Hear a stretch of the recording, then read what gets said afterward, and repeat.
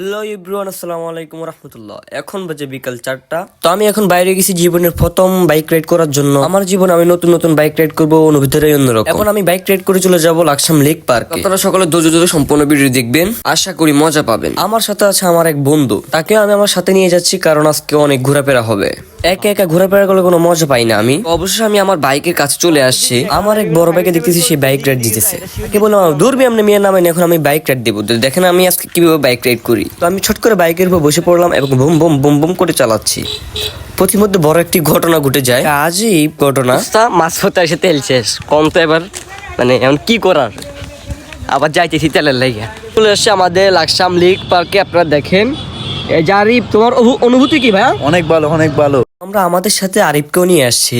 Lake পার্কের বিকেল বেলার দৃশ্যটা অনেক সুন্দর। আপনারা সকলে সম্পূর্ণ ভিডিও দেখতে থাকেন। এই দিক থেকে ঘোরাফেরা করে আরেক দিকে চলে যাচ্ছি। এক জায়গায় আর কত ঘোরাফেরা করব। আমরা রেল লাইনের উপর একটু হাঁটাহাঁটি করতেছি, দেখতেছি কয়টা লাইন আছে গুনতেছি, অনেকটি লাইন দেখতেছি। এই লাকসাম জংশন লেক পার্কের অনেক নাম ডাক আছে, আপনারা জানেন।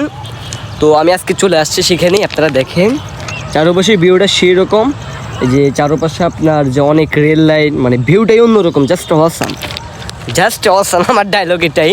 দেখেন